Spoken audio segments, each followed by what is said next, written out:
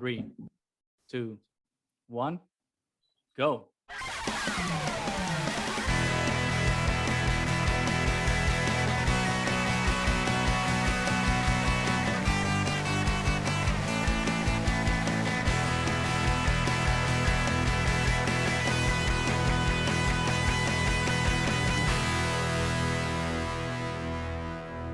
Hello there, and welcome back, everybody, to the Triad of the Forest podcast, a podcast from 3 Puerto Rican friends coming together to do deep dives into Star Wars and other nerd-related media. These are our Kenobi Fridays, when we talk about Obi-Wan Kenobi, episode by episode. Today, talking about part 6, the series finale, or is it? We don't know. Return of the Jedi. Oh my God. Return of the Jedi. Oh, sweet baby Jesus. Oh my God. I'm sorry for anyone that's offended for me using the name of the Lord in vain, but oh my God. Oh Lordy Lord. Oh, that was a journey we just went through, not just with the whole series, but with this episode. This episode was just like pulling at the heartstrings and the nerves and the happiness and the tears. It was so much. I can't contain myself. This is like the episode was so impactful for us that we decided not to have a guest and just leave it the three of us. Because if you have been listening to our review series thus far, we have had a guest join us to react with these episodes with us. But this one, we were like, no. This is gonna be the Triad on its own doing that review. Although we do have something special coming out. We do have a guest that will be joining us to do a retrospective and like talk an overview of the whole show. Well, actually, 2 guests technically. Should we really? I don't know. No, stay tuned. Yeah, stay tuned. And I'm very happy to also announce that we have a very big guest scheduled to talk to next week. Actually, one of the actors from this little show called Obi-Wan Kenobi is going to be joining us at some point next week. So we are extremely excited that I'm gonna give a hint that she will be joining us. So no, it's not Jimmy Smits, guys. It's not Jimmy Smits. But no. we were still very excited. Someone that still gets top billing. Well, not the top billing, but it's still in the main credits of the show. So holy crap, we have someone from Obi-Wan Kenobi be with us. And she's awesome. So stay tuned for that. But holy crap. Part 6, Return of the Jedi. What you start, because if I start talking, I'll never shut up. So Mo, you just have it fresh on your mind right now because you just saw it. So why don't we start with you? Like, how do you feel? I think it was the perfect, little like ribbon on this like beautiful series. If it's been as all episodes, this was just a piece of art come to life. Like magnifique.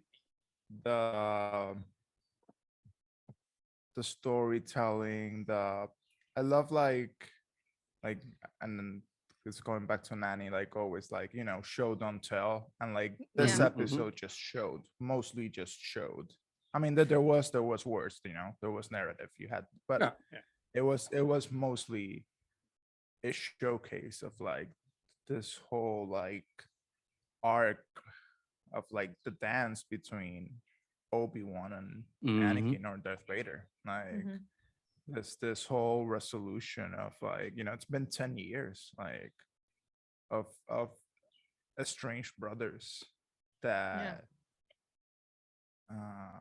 thought each other was dead, and then having to confront themselves after all these years, confront their realities, confront what each what was their own role at the same time, like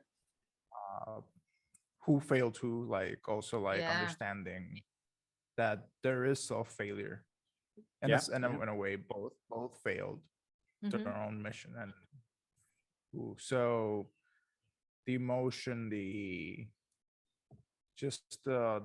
raw, it was such a raw episode. I think that's what if I have a word for it, this was just raw, and I love that. I was all for it. Raw.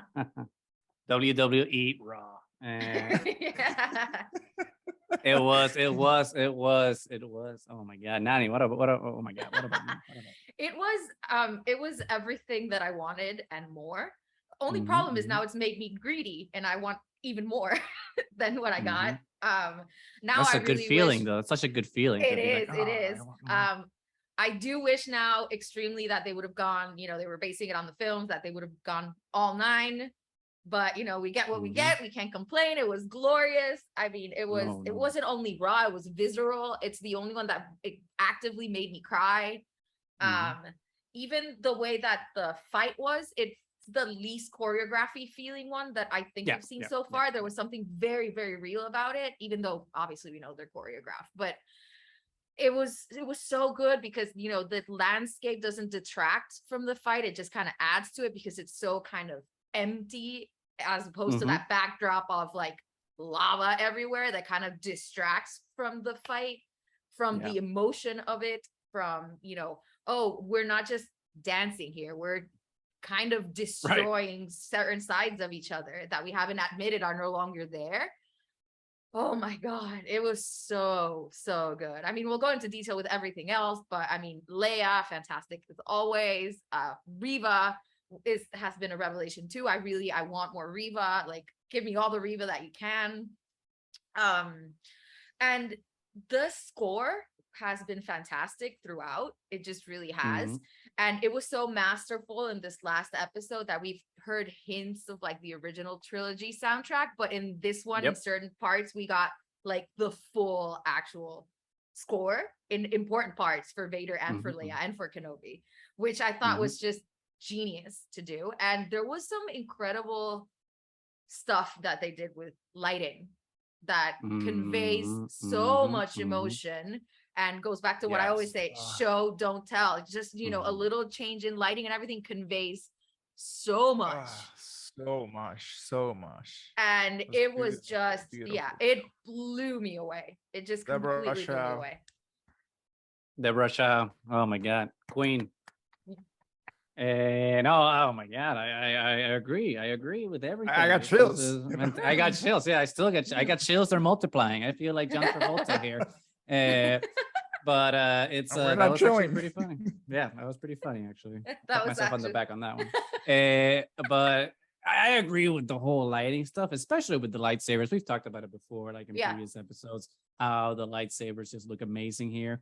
And obviously they didn't have the technology like in the prequels to like have actual like poles that they can, swords that they can fight with and actually emit the light so that the fight actually looks like it's supposed to, and like have that key lighting but lighting based on the lightsaber colors, which adds so much dynamics right to the scene and the fights, because it just transcended right what we had seen from the prequels in terms of like how those fights looked to like how these fights are. And I will be honest, I think Kathleen Kennedy kind of like overhyped a little bit, this being like the rematch of the century.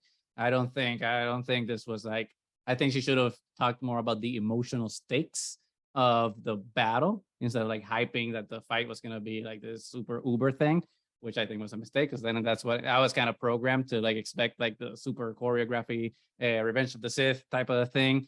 But I preferred what they did 100% because it was about the, like Mo was saying, raw emotions. It was about like this dance again, like you were saying, Nani. But it all coalesced right to like make this whole dynamic between like Obi-Wan and Vader that starts tying together visual cues of the prequels and the original trilogy. Because for me, this fight, in terms of like how it was choreographed, to me, it felt like if you took some of the quick movements and bombastic elements of Revenge of the Sith, but then it gave it all the heaviness and emotional stakes and fear and dread of Empire Strikes Back. And Return. Like, and Return of the Jedi. So like for me, it's like you take those and you make a lightsaber battle baby And that's the fight that we just got. And then when you add on top of that the emotional stakes, right, of like Anakin and or Vader and Obi-Wan, it's just oh my God. I mean, there's so much more to the episode, right, to discuss, but the fight itself was so amazing, especially because we have to give kudos to Vader on this one. Vader got the high ground. Yeah. And he made sure to let Obi-Wan know. He's like, hey, who's on the high ground now, bitch? So good job, Vader. But once again, I have still the Padawan. To say it. I have expected it. Yeah, to him, for him to say like, now like who's got the high ground? Who's got the high ground now, Master? And then Obi-Wan to say, from a certain point of view. From a certain point of view. I actually got more Phantom Menace from the fight than Revenge, and you actually get a hint of Duel of the Fates while it's happening. So I don't know. I thought it was fantastic. I mean, just from the moment he does the stance, I was lost. I was gone. I started yelling at the TV, like, oh my God, he did the thing. Now I need to get the Obi-Wan lightsaber. Yeah, I mean, we already started with the fight, so let's just dissect it and then move on to other aspects of the episode, because there was so much that was happening. It was not only gorgeous, but then because you harken back to like all these different fights between them. It even harkens back to the fight that we saw in part 5, like the back-to-back part, except this time they're being antagonistic towards each other. Last time, like they're trying to spar and Obi-Wan's trying to teach him, and in this one he's kind of just trying to destroy him. So it feels very raw. Again, I can't get over it, but that is the perfect word. And towards the end, he starts getting very aggressive, like when he just goes for his like breathing apparatus straight on. It feels very Return when Luke just starts hacking at him. And then I was not expecting them to do the breaking of the mask.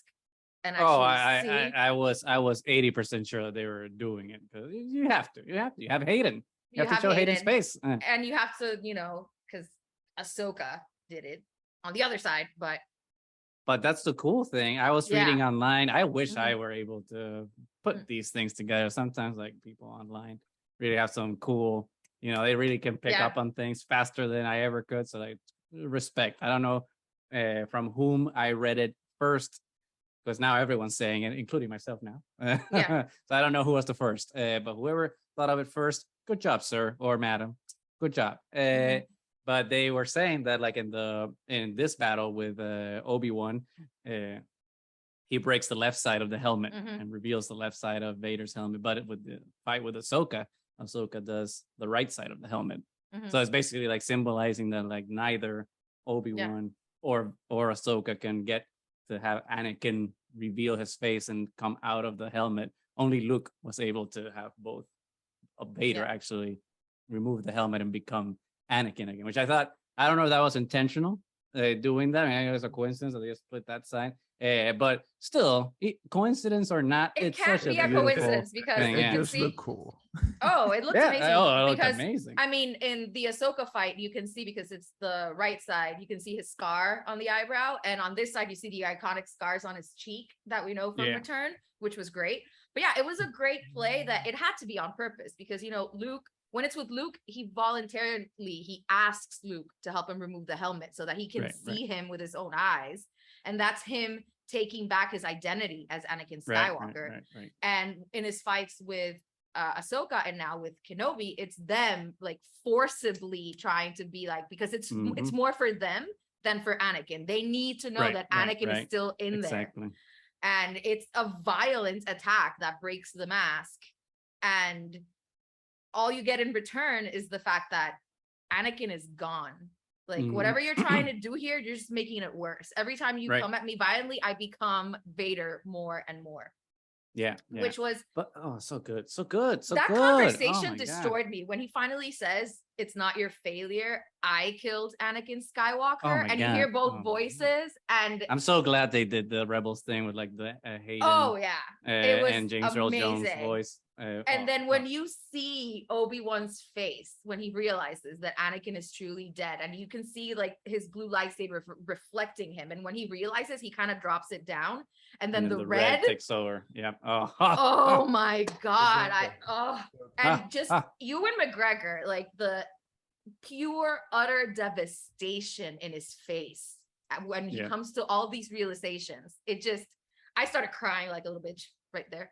It was so good. And you beat me to it. I wanted to say the whole red lightsaber bit because it was so good. It was so good. But for me, one of the cool things about that scene too, I mean, I don't like cool, like if a story like strengthens another story. I mean, I think that's always a bonus. It doesn't new story doesn't necessarily have to do that type of thing. But when it does, it's cool. And I think one of the really cool things though that scene kind of did is reinforce what happened in A New Hope when Obi-Wan then tells Luke that like, oh, your father was betrayed by Darth Vader, blah, blah, blah, and Vader killed him, betrayed him, blah, blah, blah, whatever, however that conversation went. So all these years we've been like, oh, Obi-Wan was pulling the wool over Luke's eyes. And it's just like, so from a certain point of viewing him, but actually now based after this interaction, Obi-Wan technically wasn't lying because like in that moment he's like, Anakin himself admitted Vader is a different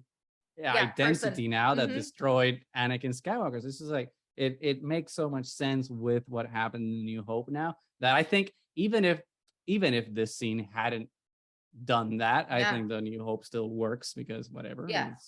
Well, but like the fact that they did it just strengthens it so much. It makes like all the parts of the Star Wars universe so much better now. And I think it also strengthens the conversation in Empire between Luke and Vader when he says, do you know what happened to your father? You killed my father.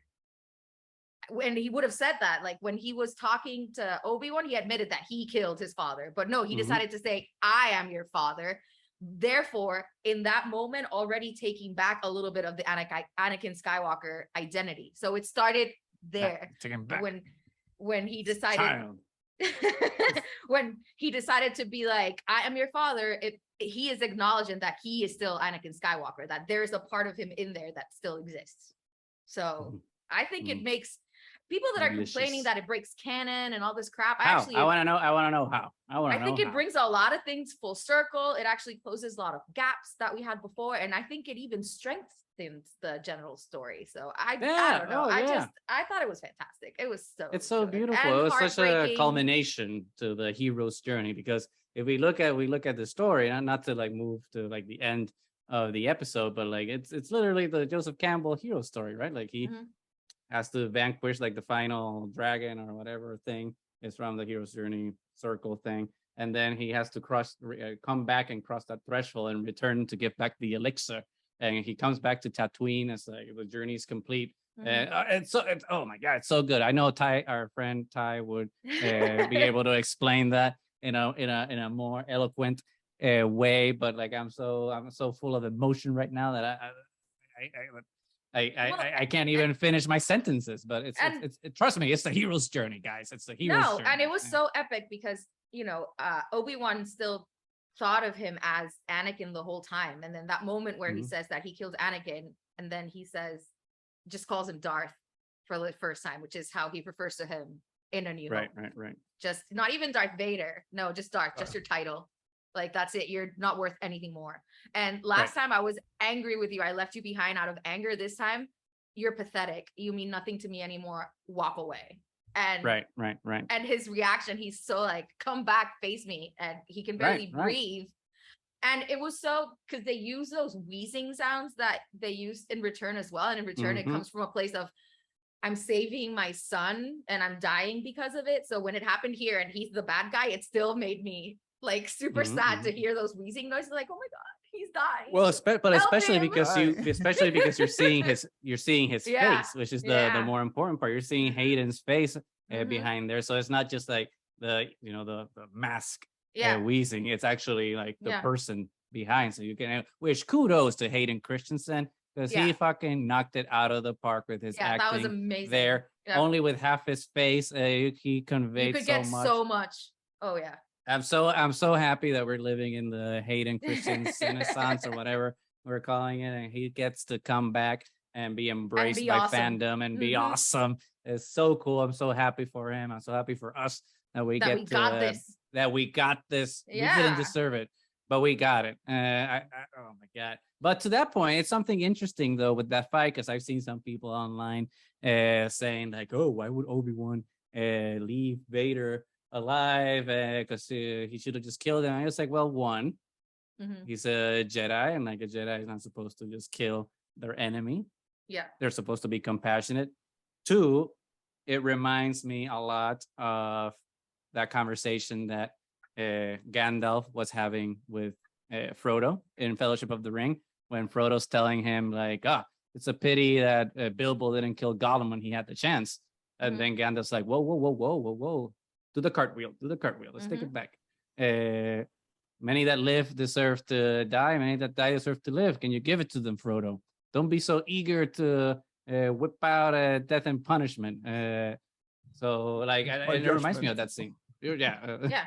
And without Gollum at the end, Frodo would have totally kept the ring. Exactly. That's what Gandalf says. Like, I suspect that Gollum may have a larger role to play in this story. And I think another thing, and we did. But beyond that too, I think that sometimes we have to forsake a little bit of logic for these types of stories, because they are stories, and stories are about themes, and it's not really about Vader killing thousands. It's about like, oh, the redemption of Vader and like these human interactions, and everything that is happening in the series and the movies are just things in support of the themes of a story. So I think that stories are allowed to take those type of liberties in terms of like how it kind of quote unquote might defy logic or whatever. Because like the theme about it is like it ties back to the flashback when Anakin says, "Oh, mercy won't win a fight," but it does at the end of the day. Obi-Wan's mercy at that time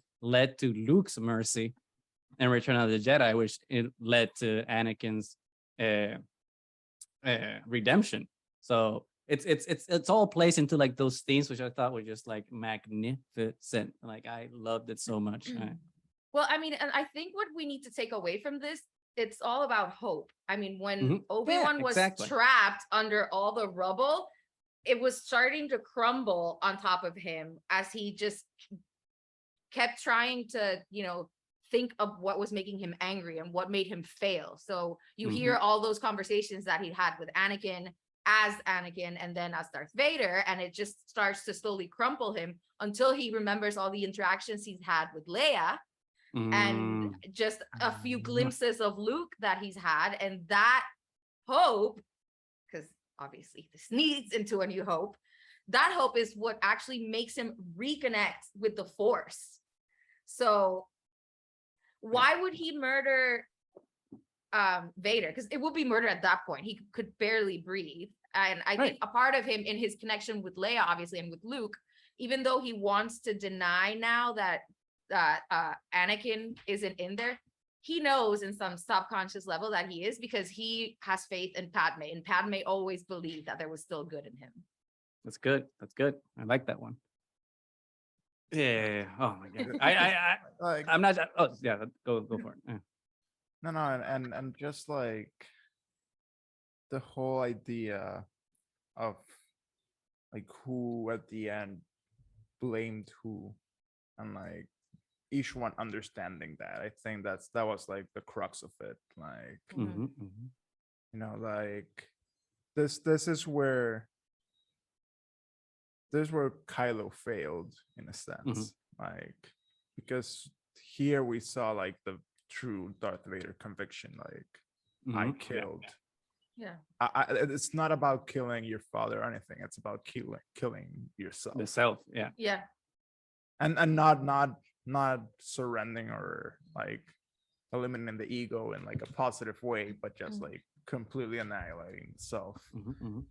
And that's what we saw here. Like, and it was so chilling, like, because you need to have like it's that's where you also see like Obi-Wan's like heartbreaking, like like it's the actual act of like, oh, this person just committed like not only like their worst capability ever, you know, they destroyed their self. Yeah. Which is so tragic, right? Especially looking back at Anakin, why Anakin is where he is.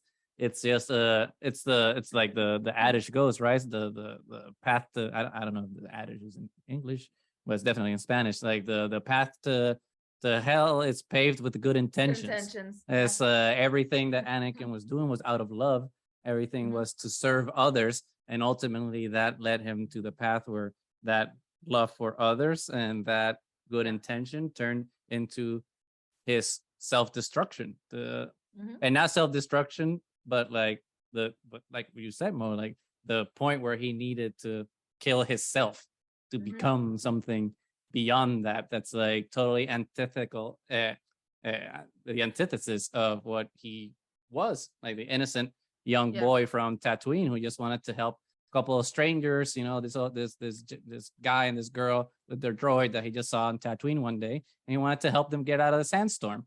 And that guy turned into like this feral, wounded beast in a planet, looking at his master with hatred, which I think is such a tragic story. It's so good in terms of like the storytelling, but holy crap! I mean, we could talk about the fight. What were you gonna say, Smo? Sorry. No, I was gonna add like and Nani mentioned it like a little bit, like the landscape where they were fighting. It's almost like, you know, where they were first fighting were like rivers of like lava, which is what's like hot. This is like the cool down version of it, the remains. Right.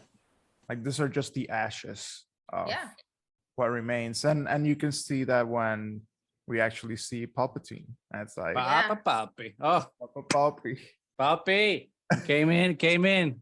Oh, my boy, with all my boy, I was not Papi came in. that. He came in right at the finish line. He's well, like, we called it last episode. We called it. Oh my god! But Papa I was still Papi. not expecting it. He was just like, you're not having this party without me. No, and that master manipulator, because you know that usually when he's like giving orders or whatever, he uses that illusion, the like grander, like superhuman size thing. And this time he came in like the small version. Yeah, he's like, hey, he's like, hey, Vader, cut that shit. I think your priorities might be mistaken. It's like subtle. It's like subtle. No, he's calls him weak, because he's literally like, you're weakened if you continue down this path, like ...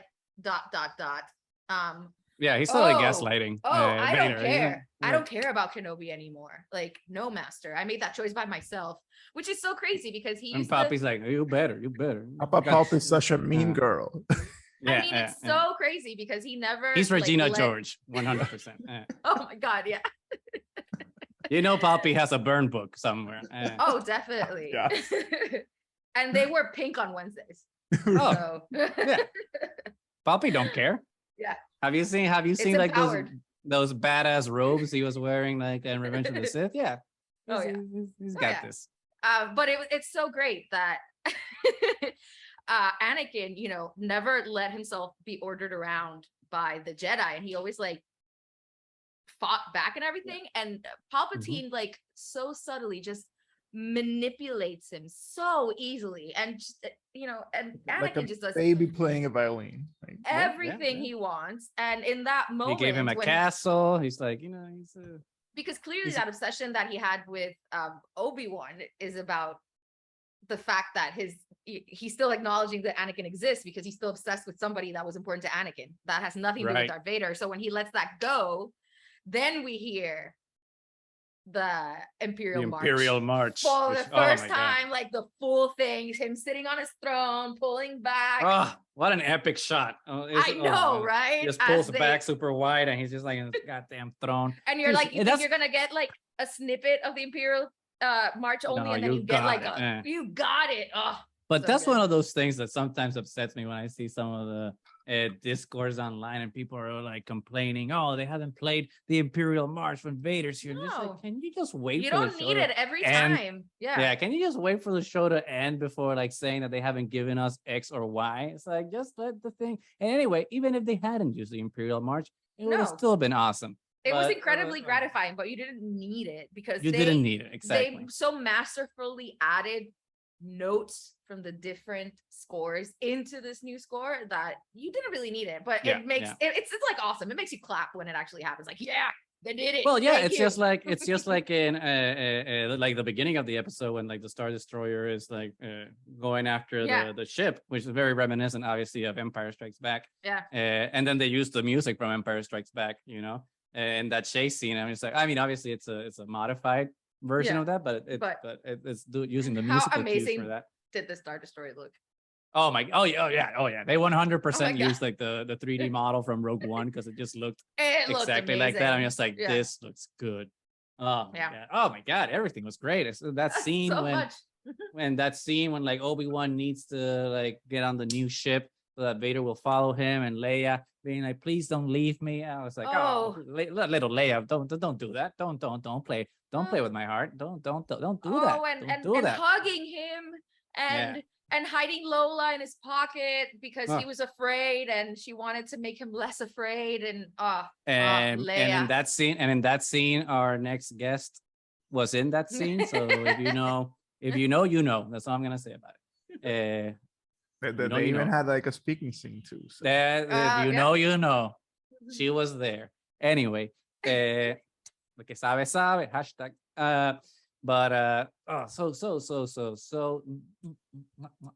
Everything was just delicious. This was like a 15-course meal. It's just like everything you ate is just like it just built on top of the next, and every dish was just delicious. I just loved everything about this episode. Like, this is one of the few episodes of this series that I basically don't have anything negative. I mean, I do have my nitpicks, and we will get to it. And it's a very stupid nitpick. We'll get to it. I have one nitpick as well. Go for it.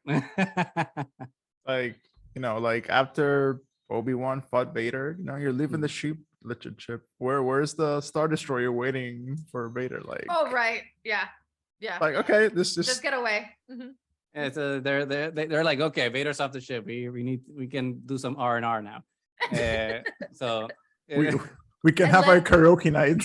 Yeah. Yeah, and we let can- Obi-Wan exactly. escape after we've been hunting him. And it's like, you know, yeah, whatever, and that's let not everybody in important, the yeah. path get away. So, we don't care about what happens to Obi-Wan. I mean, Yeah, I'm sure there were like the whole crew was like, I'm glad Vader's off the ship for a few hours. We can all relax for a little Yeah, bit. yeah. Like, No, but that's so good. Like, I'm glad you mentioned that, Nani, when like, because I've seen some people also complain about, oh, why would Vader let the ship go, and why wouldn't he just? And I'm just like, that's the point. Yeah. That's the it's point about point. Vader. He has tunnel vision, just like He's Kylo obsessed. in the Last Yeah. Jedi, when Mhm. like he sees Luke Skywalker, and he's just like, I need to face him. Yeah. And Mhm. Hux is the audience at that point. He's saying like, Yeah. don't get distracted. We need to do the other Yeah. thing. And he's like, no. So Kylo is just like his grandfather in that sense. So I Yeah. love that like this show has obviously it's a lot of original trilogy love, but it's been connecting like sequels and prequels a lot, That's why I said they should have which I done really 9. appreciate. They should. Too much. That Whatever. would have been too much. Too I much, wouldn't have. too much. I would have exploded probably by the 9th episode. But I did want to before I know we've talked a lot about the fight, and there's a lot of other things that we need to discuss. But before we move on, I needed to just before I forget, mention that I thought it was such a mythically cool thing to just have Obi-Wan buried in all yeah. the rock, and then have Mhm. his like figure, you know, and then have his resurrection literally. Yeah. Like, after he And then comes out of lift all the the rock, rocks. he become. But I thought it was so cool. I don't know if it was intentional again, but like it was very Jesus. It was a very come to Jesus moment. Yeah. Especially because he's like, you know, it's just like Yeah. arms wide open. You know, he was Oh my there. God. And very Ray too. I was just like, wait, is this are Mhm. these guys are the writers of this show kind of Ray Kenobi? Yeah. That was uh, really Ray. Yeah. I was just like, Kenobis. I was like Ray Kenobi stuff. I mean, I've never been a fan of that theory, but I was just like, but I think this show has kind of been pushing like subtly in that direction. Yeah. Well, and it was a cool Here you go, guys. mirror too, because Rey lifts up all the rocks to save her people, and Obi-Wan is using it to attack. So Yeah. it was pretty aggressive. He attacked. He attacked. Oh my God. Now that I said that, I need to learn how to edit video now so I can just do a cut of With Arms Wide Open by Creed with Obi-Wan throwing the rocks, because I cannot get that out of my mind. Maybe I'll start a TikTok just to do that. Just for that. Just for that. Y'all just be the only one, and it'll only get probably 5 likes. But yeah, so the myth, so the mythic resurrection of like Obi-Wan, and it's also really cool because that moment he's the Phoenix, right? He resurrects and becomes the rises Obi-Wan from the ashes. That rises from the ashes and becomes burned earlier. Becomes Ben Kenobi, right?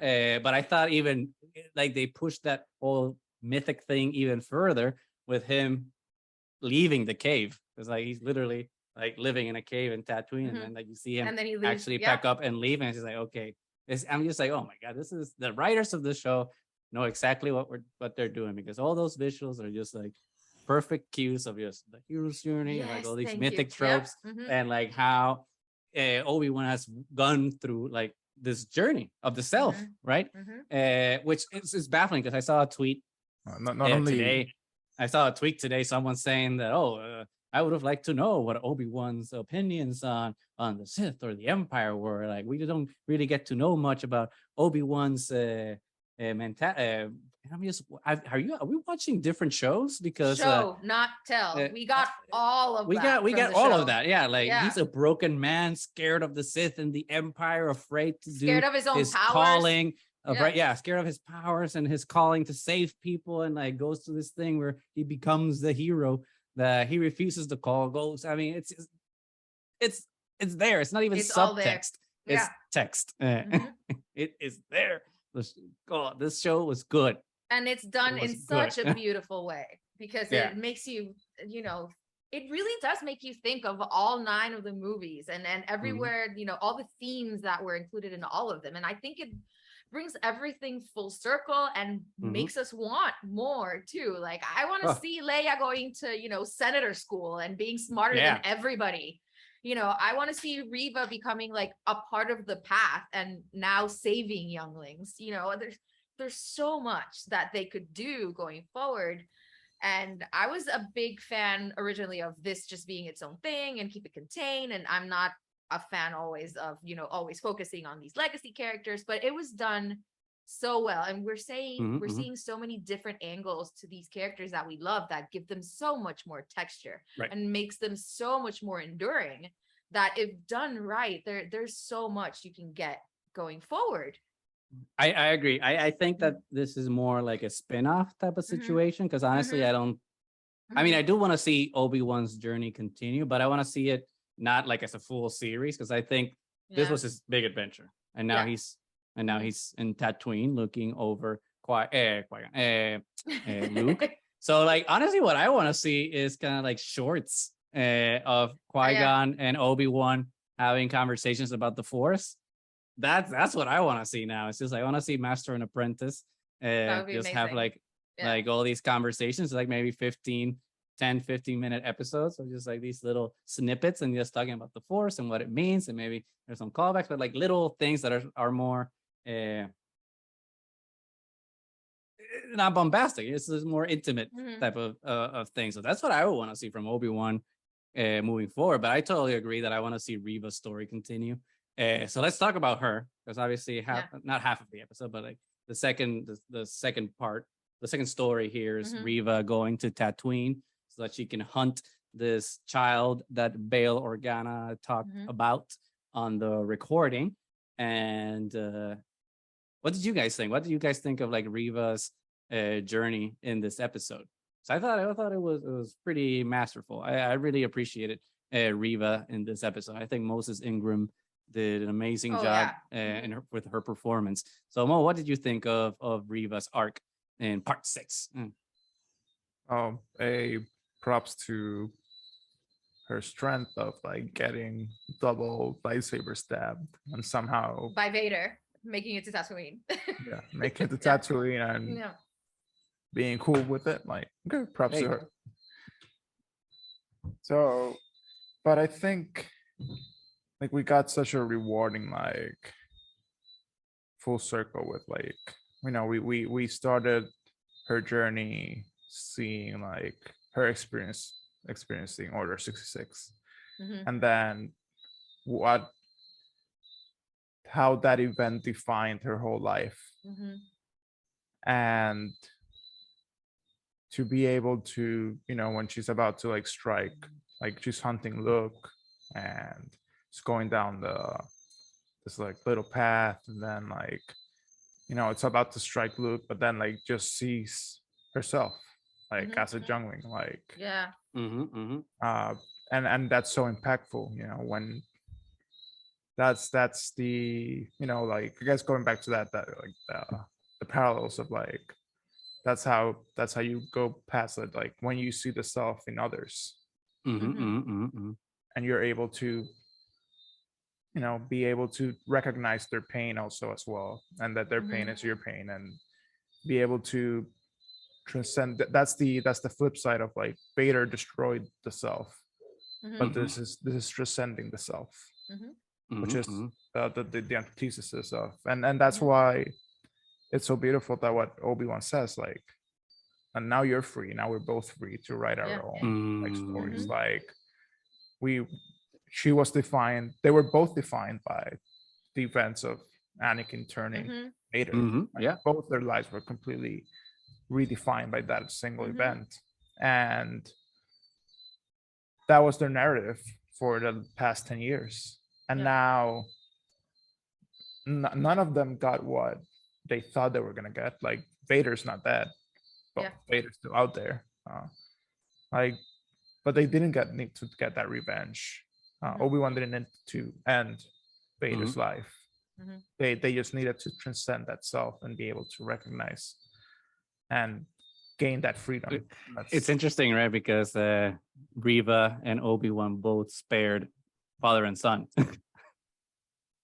which I think is an interesting parallel. Like they're both being spared by the light side and the dark side in a way, right? Because Reva at that point is dark side, and she spares light side Luke, and then the inverse situation happens with Vader, where Vader's dark side, but then he's spared by light side Obi-Wan. So it's like the reversal of both. And it's interesting because, to your point, Mo, it comes from that compassion comes from different places, right? Obi-Wan's compassion comes from like himself, right? And like him being sorry for someone else. And Reva's compassion comes from herself, right? Because then she's seeing her pain in someone else. Like she is projecting, right? It's like all this anger and resentment that she's had through all this time, and this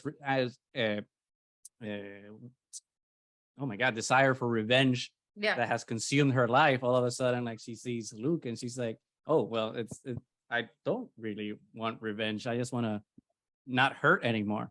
And I've just been projecting that pain into this negativity, and like I can just find something better to do, and hopefully find some sort of, I don't want to say redemption, but like some sort of healing for herself. And it's the opposite of what happened to Vader. Vader's just like doubled down, right, on his hatred and be like, okay, especially after that Palpy Zoom call, he's just like, okay, well, taunt there, it's time to be super evil. So like I really like that parallel situation. But so Nani, what did you think of Reva? I mean, I loved Reva from the beginning, and considering, because we had said that there was no way they would pull off this episode if it wasn't at least an hour long, and it's like 44 minutes, and they did it admirably well. Again, show not tell. You don't need giant discourses and conversations to convey a story. And in that moment that Reva is about to strike him, it's not just the fact that she sees herself in Luke. I think she had a really big opportunity to go full dark side, because she started to remember what Vader did to her and to the other younglings. So she could have attached to hate, and she just wasn't able to. And she wasn't able to, and she saw it as a failure, that because she couldn't like get her anger. She couldn't avenge her friends and her family. And she sees that as a failure until she talks to Obi-Wan, and Obi-Wan tells her that it's not failure. By showing mercy, you gave them peace. You honored their memory. I mean, they were younglings. They were Jedi.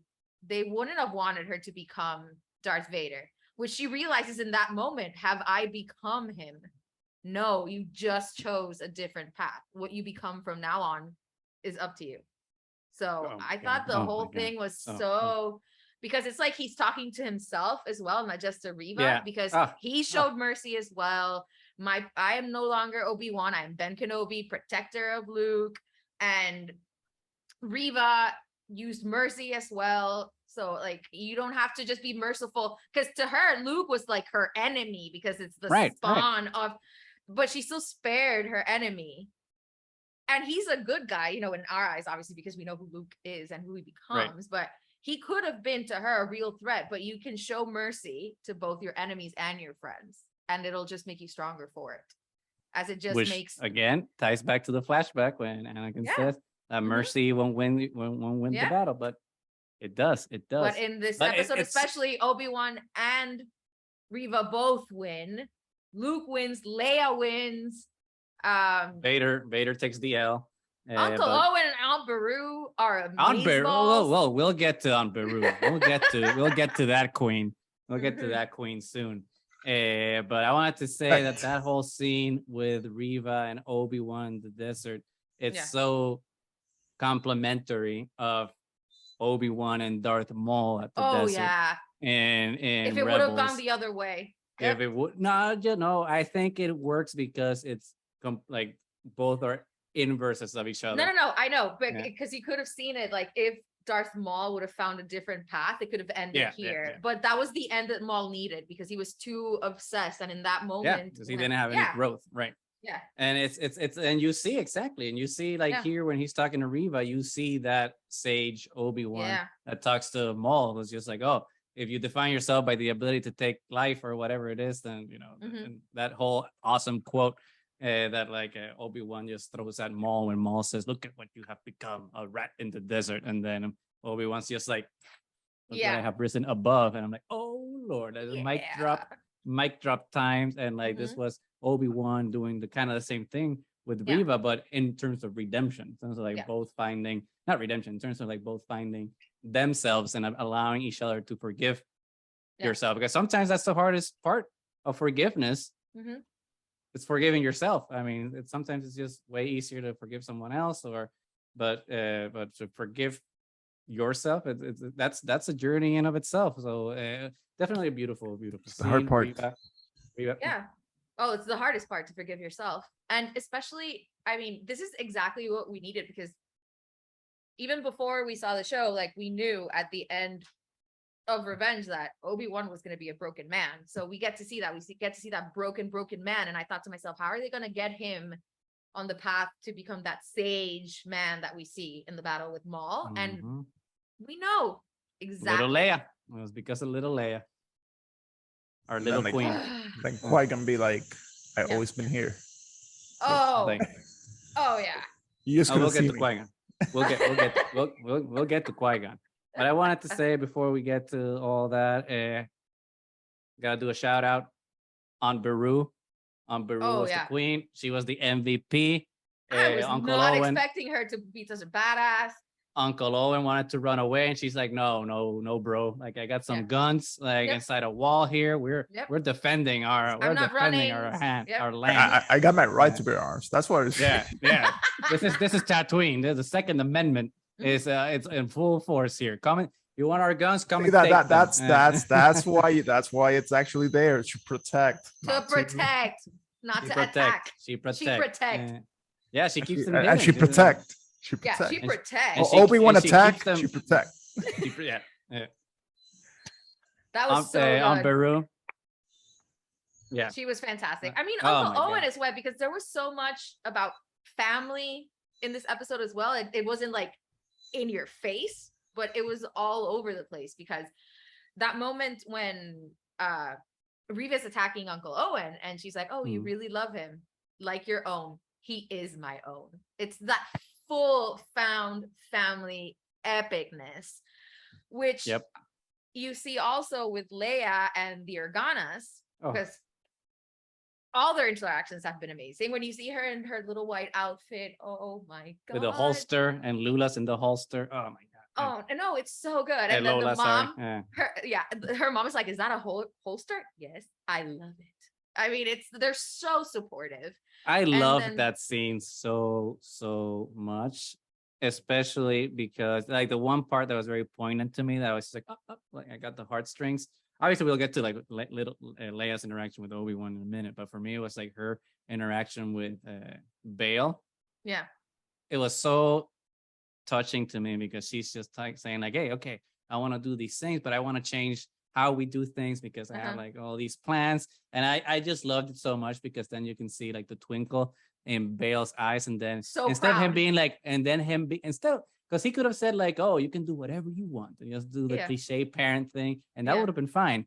But the fact that he said like, okay, then let's change things together. I was just like, I was just like, okay, waterworks, bro. Here we go. It's gorgeous. It's gorgeous. I mean, just like from the moment that he sees her, like the outfit and everything, he looks like so proud, Papa, just looking at her. And it was so cool because the first time that we see Leia, I mean, it's not really her because she ran away, but it's them dressing this princess. And then we see her dressing herself, choosing what she wants to wear, what skin she wants to wear, like who she is. I teared up like saying that scene, saying that line again. I was like, oh my God. That's why Bail Organa. I mean, I know there's a couple nice dads out there in the Star Wars universe. Is amazing. Mando, you get number 2 at this point. I'm sorry. But Bail, he's hashtag Jimmy Smith's Puerto Rican number 1. Which going on with the scene, then she has that interaction with Obi-Wan, which definitely made me cry. Because you get the music from episode 2, you get Across the Stars, and then you get Leia's theme from A New Hope. Oh my God. And you actually get the theme like this time. And then how he, gives her that strength of, these are I can't tell you who your parents are, but these are the great, amazing characteristics that they have that they gave to you that makes you better. And you got this from your mother, you got this from your father, started making me cry. And then that moment when he says, I can't tell you anything else. And she looks at her parents and she says, I don't need anything more. Because she already has a loving family and she doesn't need extra. Oh my God. So and that's why she never became a Skywalker. She was a proud Organa. She was herself. She defined herself. No, and I love the whole, like, she's wearing the holster, but she's going to senator school because she wants to change things. But it's this whole, there is a lot of Anakin in her because even after Return, she doesn't stay a senator. She becomes a general. So there's fight in her. There was always an aggressive negotiation. So she is the amalgam of her parents. But that scene, like, there's so many like beautiful moments in that scene. And then when Breha is amazing too. Like Breha is also an MVP. I think Breha and Aunt Beru would have been best friends if they weren't separated and by stars. They would have been like besties. But that whole interaction with Bail and Obi-Wan, when Bail is just like, oh, how can I repay you? Or like, how can I repay this debt? And then Obi-Wan's just like, she's already paid that. And I was like, oh my God. I was crying so much. That entire interaction, I was crying so much. It was so good. Oh, Leia. Sweet baby Jesus. Oh my God. Beautiful. I had no idea I needed to see baby Leia in my life. And I feel so blessed. We live in a better world because of it. Little Leia. Because of her. I mean, Vivian. I don't remember her entire name, but she, oh my God, she channeled Carrie Fisher. She pulled this off in a way that I could never imagine. Nails it.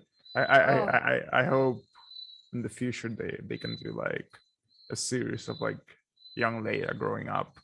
Like, I would love it. Like going to like senator school and the whole thing. It would be fantastic. Like little short episodes, like 10, 15 minute episodes of like little Leia adventures.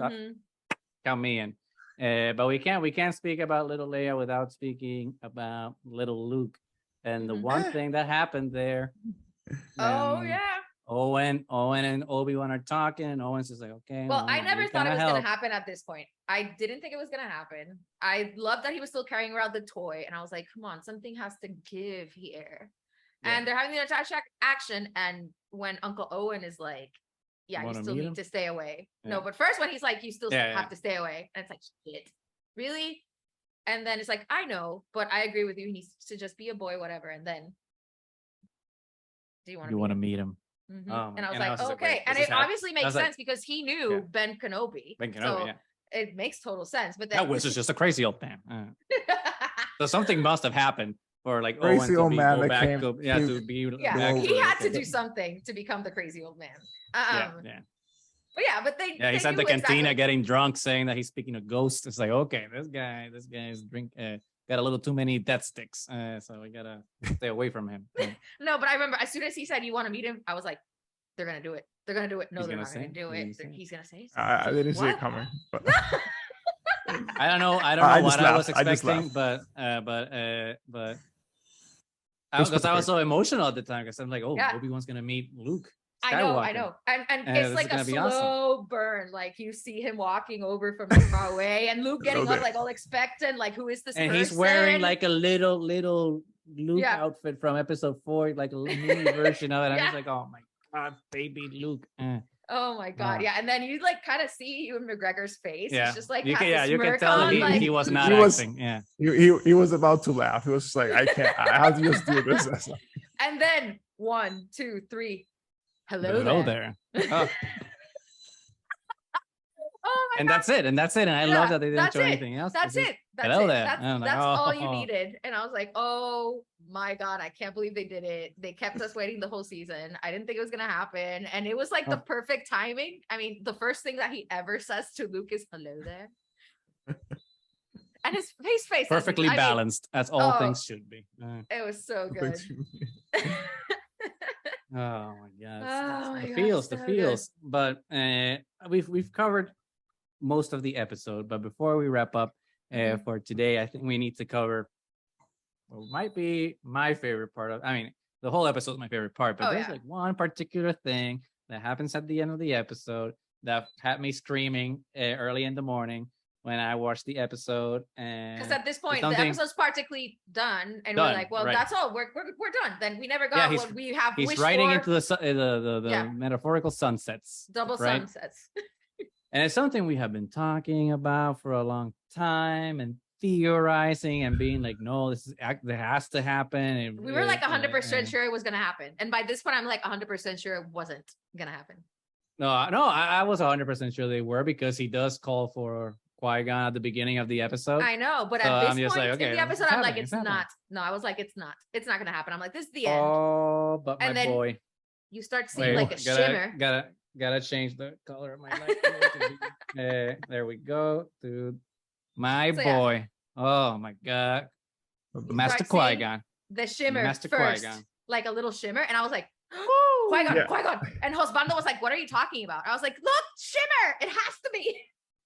It is. Oh my god. Master Qui-Gon, my Master boy, Qui-Gon. my favorite Jedi. Oh my god. The one, the only. Qui-Gon Jinn. The one, the only. Your focus determines your reality. Oh, in the flesh, in person. Liam Neeson's a liar.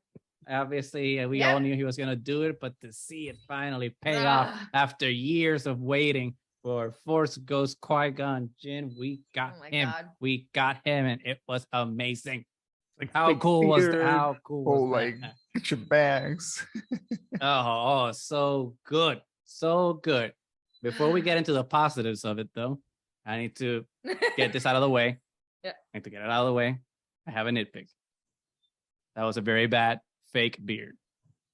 It was The bad. beard looked terrible. I was just like, this is. You know what? It was If fucking I wasn't terrible. it was. and I don't If I care. wasn't so excited, don't it was sort of taking me out of it. But I was just like, You were too excited. You were too excited. Yeah, I'm just like, it's fine. It's fine. Fake beard, Yeah. it's fine. A bad and It bad doesn't fake matter. wig too. It's just like but I don't care. it's Qui-Gon. It's Qui-Gon. Yeah. And another thing, I just love that Liam Neeson did not change his accent. He's like, nope, I'm doing my I don't Irish care. accent, and you're still gonna pay me because who else is gonna be Qui-Gon? It's only me. So give me that Disney money right now. And I hope he got that Disney money, because that was the I was like, oh, I loved it. What did you guys think of well, and I'm Master okay. Qui-Gon? I'm actually completely okay with him keeping the accent, because I think he sounds better that way, to be honest. So it's like, fuck it. Like, you just sound like yourself, Liam Neeson. You know what? The afterlife, you know, it changes you, you know? He's been, it happens. I mean, I think the only one that he was able to communicate before Obi-Wan was Yoda. So, you know what? He can start reverse talking too. That's fine. You know, that's the only person you have actual communications with. That's, you know, it's you're dead. Do whatever you want. Do what you want. But yeah. Like, what are the consequences? You're going to die. You're already dead. To tell you how to live, but you're dead. Yeah. But I mean, it was so You're great. the only Force ghost around, so you might as well do whatever you want. Yeah. But I mean, it was so great, because he looked so like nonchalant. He could have been like sitting around in his like living room, like chill. Like, I was just waiting for you to see the truth, man. Like, I've been around. Yeah. You know? I've been around. Yeah. You were just too afraid to see. And I love that. I love that they just had it as a short scene. It's just like, hey, we're going to school. Let's go.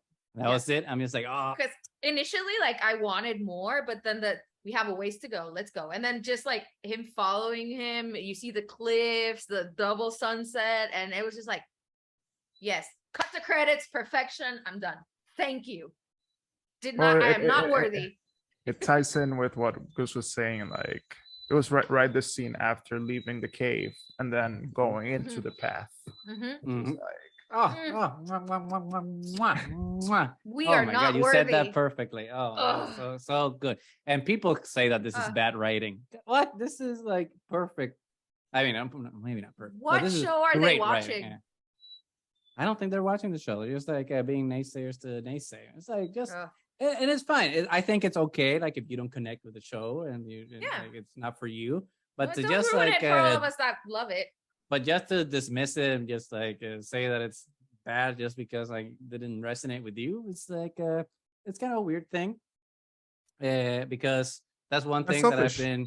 It's selfish. Yeah, it's selfish. Because that's one thing that I've tried to improve about myself in life. It's just like I used to partake in that and be like, oh well, if I don't like it, it means that it must be bad. I mean, there are things that are bad, I think. But like, but I think the important thing that I've learned in life now, especially like being in these fandom spaces, is that if something might be bad for you, there's no reason for you to ruin it for someone that it resonated to, right? So like, someone finds enjoyment in something, it's like, yes, I think it's important to see that like things that you might not like have value to someone else, and they're seeing things that you're not seeing.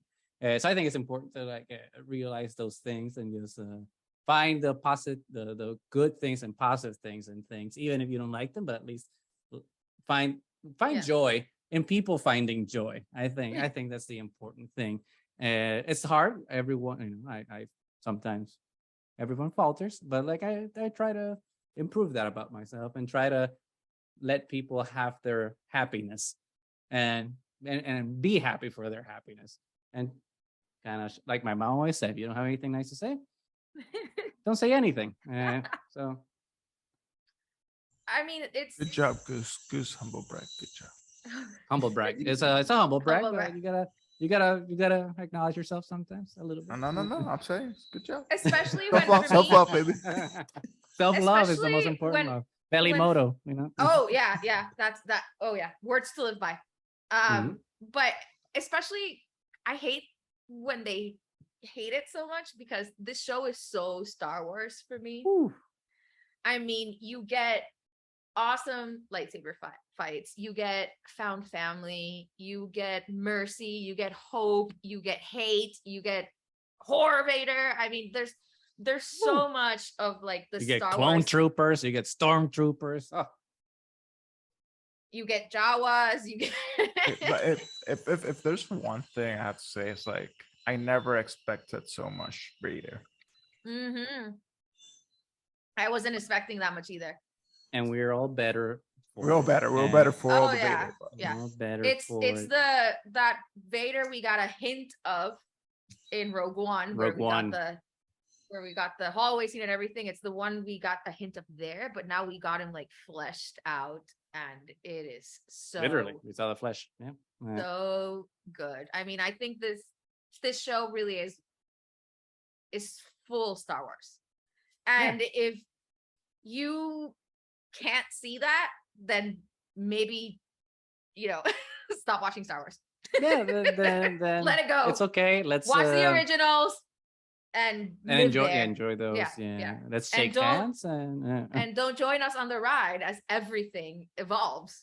Things change. Yeah, well, I agree. Yeah. Yeah. If things we- don't change, they stagnate, and if things stay Yeah. the same, And it's There's, incredibly boring.